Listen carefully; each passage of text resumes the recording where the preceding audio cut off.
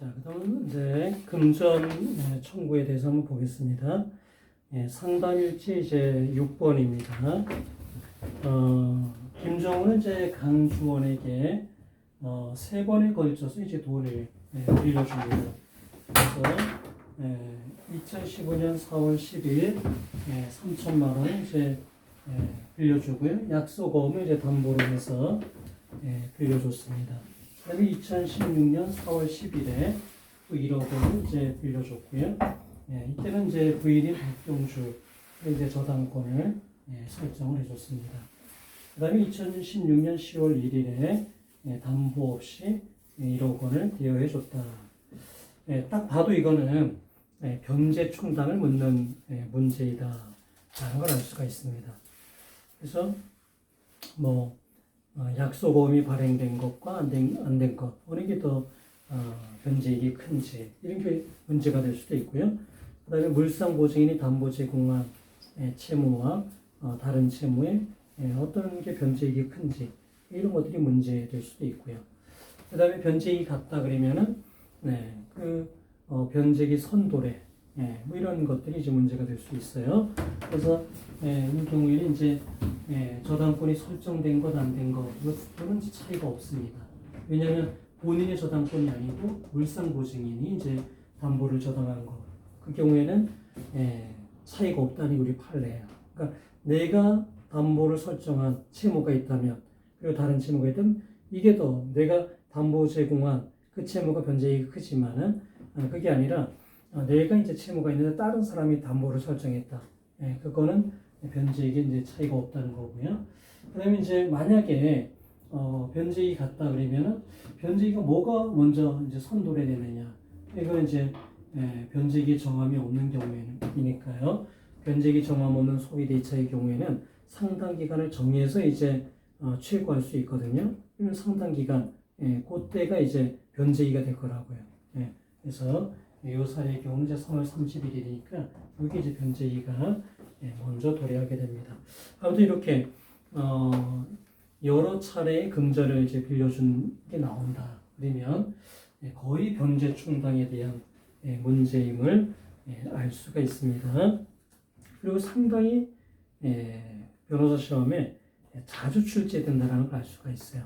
그래서 거의 매번 변호사 시험에 이런 금전 청구에 대한 어떤 변제 충당, 상계 충당, 소멸시효 이거는 항상 출제가 된다. 그렇게 할 수 있습니다. 자, 그 다음에 7번에 보면은요. 김정우의 강주원에 대한 요 1차 차용금 요 채권에 대해서요. 천우식이 손해배상 채권을 이제 집행채권으로 해서 압류 전부 명령을 받았습니다. 그리고 이제 강주원은요. 요 전부금을 천우식에게 지급을 했습니다. 자, 그 다음에 강주원은요. 2017년 4월 9일에 1억 1천만 원을 변제할 채무를 특정하지 않고 송금했고 김정우도 이제 특정하지 않았다. 그러니까 법정 변제 충당이 어떻게 되겠는가 1억 1천만 원 그 문제입니다. 자, 그래서 사건 관계인의 주장을 보면은요. 6번에 보면은 김정우는 소장이나 판결 정본의 송달을 받은 적이 없어서 그에 기한 전부 명령도 무효라고 주장을 한다. 그러니까 김정우는 이 집행채권에 대한 어떤 송달을 받은 적이 없다는 거예요. 집행권원, 집행채권의 그 집행권원에 대해서 송달을 받은 적이 없다. 만약에 실제 이 김정우에게 송달이 되지 않았잖아요. 집행권원, 판결이나 이런 게 송달이 되지 않았다면요. 그 이후의 집행은 무효입니다. 그러니까 김정우의 그 부분 주장은 일리가 있는 거예요. 그런 경우에는 이제 사실 강주원이 이게 전부 채권자에게 변제했다. 이거는 채권의 준점유자에 대한 변제 이것으로서 이제 유효하냐 그게 문제가 되는 것입니다. 자, 그래서 기록을 한번 보면은요. 그다음 3번에 보면은 의뢰인 희망사항이네요. 김정우의 관계에서 차용금 채무이란 분쟁을 해결하는데 적절하고 필요한 소재기를 희망한다라는 거예요. 네, 그러니까 사실 좀 특이하죠. 강주원이 원고인데, 이게 채무자잖아요. 보통은 이제 원고가 채권자이지 않습니까? 그래서 채권자여서 이렇게 채무가 이렇게 변제되고 남는 걸 이렇게 청구하고 이런 경우가 이제 많은데 이 경우에는 이제 채무자다. 그러니까 채무 부존재 확인 소송을 이제 구해야 되는 이제 그런 걸로 보입니다. 자, 그래서 이제 기록으로 이제 돌아가서 기록을 보면은요. 20페이지입니다. 20페이지 보면은 3천만 원 1차 차용에 대한 내용이 나오죠. 이때 빌려주고 2015년 4월 10일 빌려주고 변제기는 2016년 4월 9일이다. 월 1%이고요. 약수고음을 이제 발행받았습니다. 그 다음에 이제 그 1차 차용금에 대해서 천우식이 채권 압류 및 전부 명령을 이렇게 받았습니다. 자, 그리고 통지서에 보면은 이제 천우식이 그러니까 강주원이 이제 전부 명령을 받고 이제 김정우에게 이제 보낸 통지서인데요. 전부 명령을 받았다. 법무사에게 물어보니까 이젠 전부가 됐으니까 전부 채권자에게 갚아야 된다라고 이야기를 한다라는 것이죠. 그리고 맨 끝에 보면 상황을 알아보고 적절한 답변을 주기 바란다라고 되어 있는데, 근데 아주 오랫동안 답변이 없습니다. 김정우가요. 그래서 강주원은 이제 그냥 천우식에게 이제 정부금을 지급을 했어요. 근데 나중에 한참 지나서 이제 김정우가 자기가 이제 그 집행 권한을 이제 송달받지 못했다 이런 이제 주장을 합니다. 그러니까 채권의 준정류된 변제로서 유효하다라는 것이죠. 자, 영수증 3,360만 원인데요. 이 1차 차용금에 대한 1차 차용금에 대한 1년치 이제 그 1년이 지난 다음에 변제를 이제 한 거니까요. 그 이자가 이제 월 1%에서 12% 발생해서 3천만 원에 대한 이제 360만 원의 이자가 발생했어요. 그래서 그거를 다 이제 변제를 한 것이죠. 자, 그 다음에 차용증은요. 두 번째, 이거에 대한 이제 2차 차용입니다. 그래서 2017년 4월 9일 변제를 해서 1억 원을 1%를 빌려주고 박경주에 이제 저당권을 설정했다. 이게 물상보증인이 이제 저당권을 설정한 경우에는요, 그냥 담보 없는 채무하고 변제이 같다라는 거예요. 그래서 이제 토지에 대해 박경주의 소유인데, 그 다음 페이지 보면은 저당권이 설정되어 있습니다. 자, 그 다음에 차용증 세 번째입니다. 1억 원에 대해서 이제 차용증이고요. 변제기는 따로 약정이 없습니다. 월 1%다라는 것이죠. 그래서 두 개는 변제 이익이 같다라는 것을 알 수가 있습니다. 자, 그 다음에 이행 최고서에 보면은 4번이 중요합니다. 4번에 보면은 세 차례 빌려준 돈을 이번 달 말까지 반드시 갚을 것을 최고하오니, 그러니까 2017년 3월 23일에 이거를 보냈는데요. 이번 달 말까지니까 2017년 3월 31일까지 갚으라고 이제 한 거예요. 그러니까 변제기에 정함이 없는 이런 소비대차의 경우에는요, 상당 기간을 정한 그때, 그러니까 31일이 이제 변제기가 도래하는 겁니다. 그러니까 이게 이제 변제기가 선도래한 게 되는 거죠. 3차 차용금이요.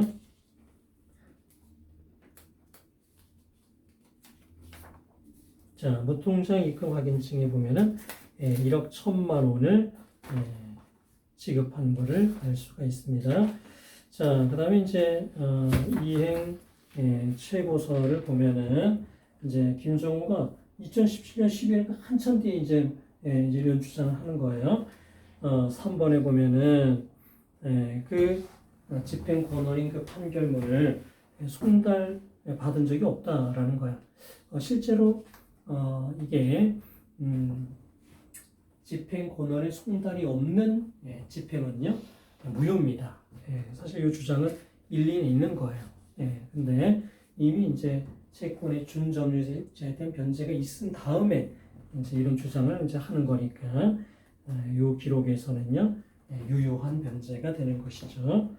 그다음에 이제 6번에 보면은 항상 변제 충당에 대해서 이제 잘못된 주장을 합니다. 여기 보면은 뭐 도를 빌려준 순서에 따라서 갚는 것이 순리이고 상식이기 때문에 아주 뭐 다양한 주장들이 나오는데요. 항상 법정 변제 충당에 대한 그릇된 주장들을 이렇게 하게 됩니다. 여러분은 항상 그 법정 변제 충당의 순서를 정확하게 암기하고 계셔야 됩니다. 자, 이것에 대한 이제 그 소장을 보면은요. 자, 먼저 이제 이거를 그러니까 전부금에 대한 변제는요. 전부금에 대한 변제는 준점유자에 대한 변제로서 유효합니다. 왜냐하면 강주원은 이제 법무사로부터도 전부 채권자에게 이제 갚아야 된다는 얘기를 들었고 김종우에게 이제 어떤 입장을 표명을 요구했는데 답이 없었거든요. 그래서 이제 믿고 이제 전부 채권이 송달 확정된 걸 확인하고 변제했기 때문에 준점유자에 대한 변제로서 유효하다라는 겁니다. 자, 그 다음에 2017년 4월 9일에 이제 1억 1천만 원을 변제했어요. 자, 그러면 먼저 이자 원가 비용 이자 원금의 순서는 바뀔 수 없으니까요. 2번 차용금에 대한 이제 요 4월 9일까지 이자를 계산해 보면은요, 이게 12개월치입니다.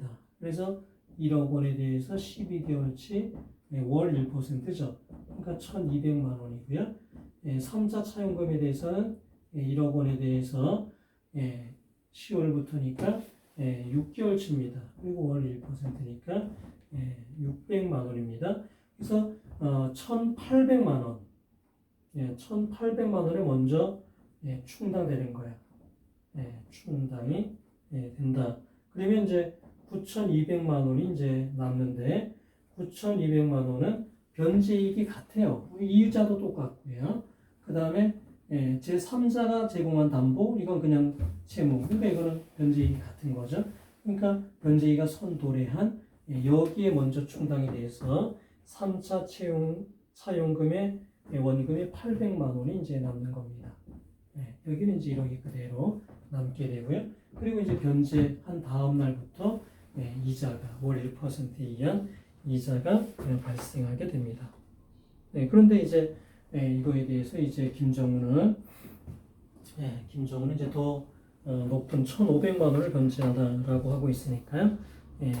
어떤 법률상 현재 불안한 지위에 있다. 따라서 채무 부존재 확인 소송을 제기할 필요가 있다는 것입니다. 자, 청구 취지를 보면은요, 5번입니다.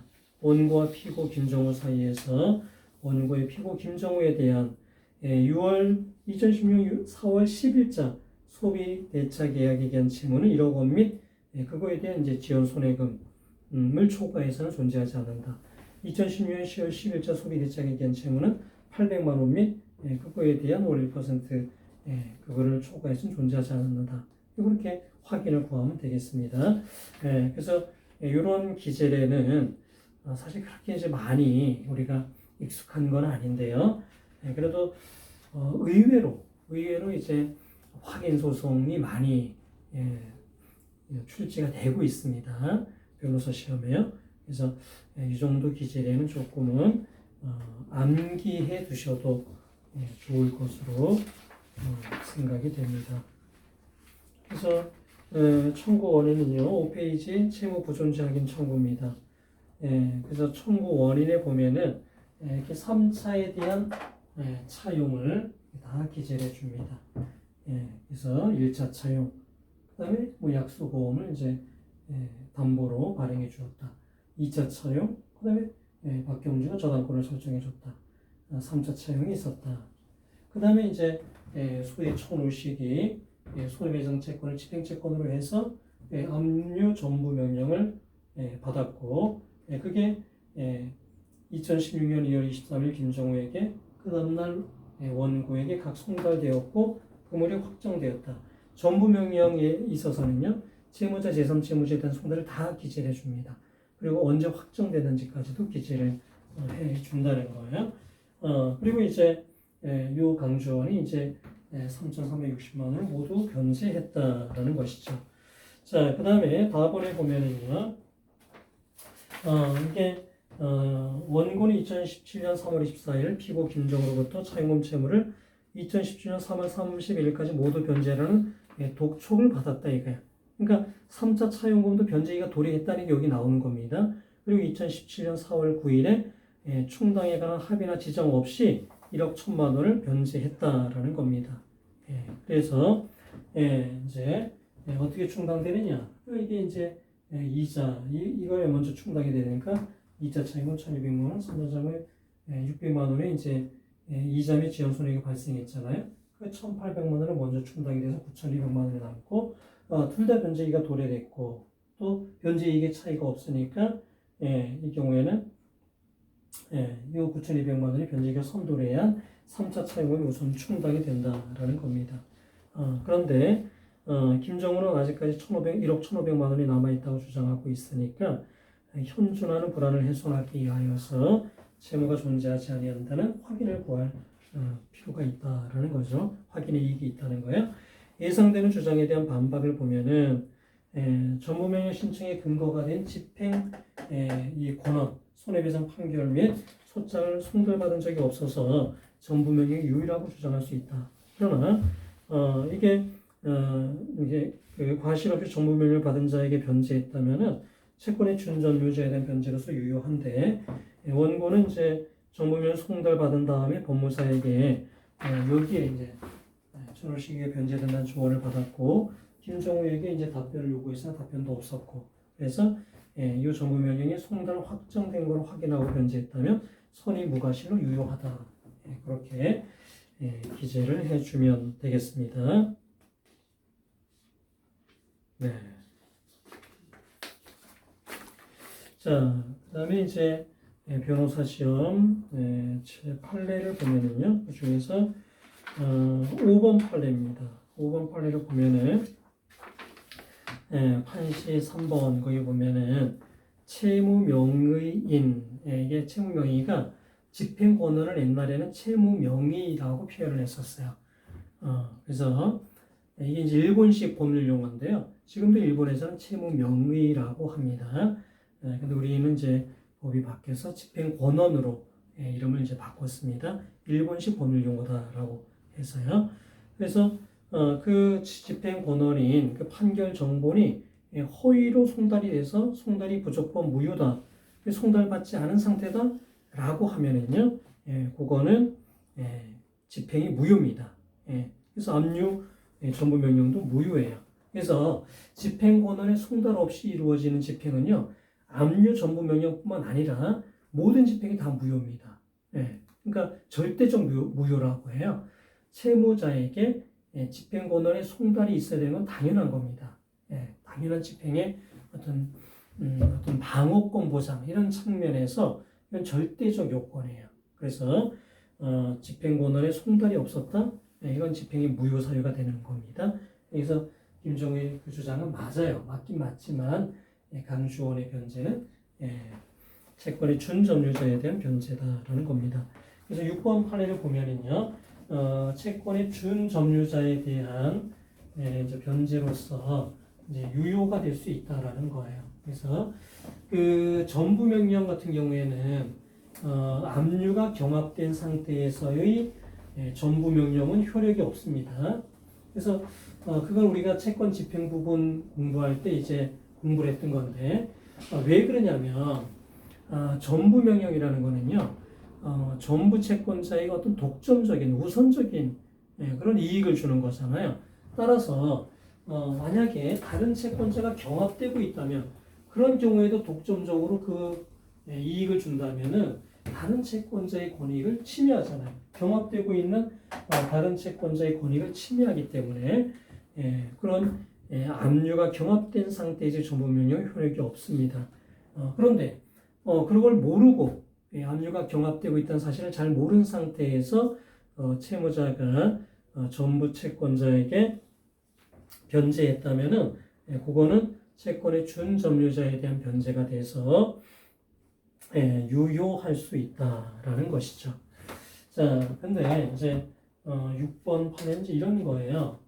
이제 A가 이게 B에 대한 채권이 있는데요.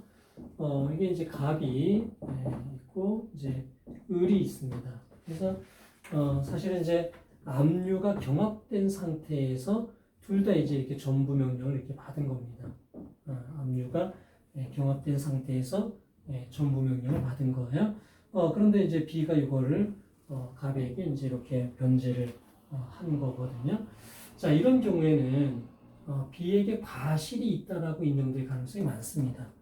왜냐면은요, B의 입장에서는 압류가 이제 여기가 뭐 압류를 했든 여기가 뭐 가압류를 했든 이거를 통지를 받았을 것 아니겠습니까? 그죠? 그래서 압류든 가압류든 이렇게 통지를 받은 상태에서 이 전부 명령이 있기 때문에 압류가 지금 경합된 상태인데 지금 전부 명령이 왔구나.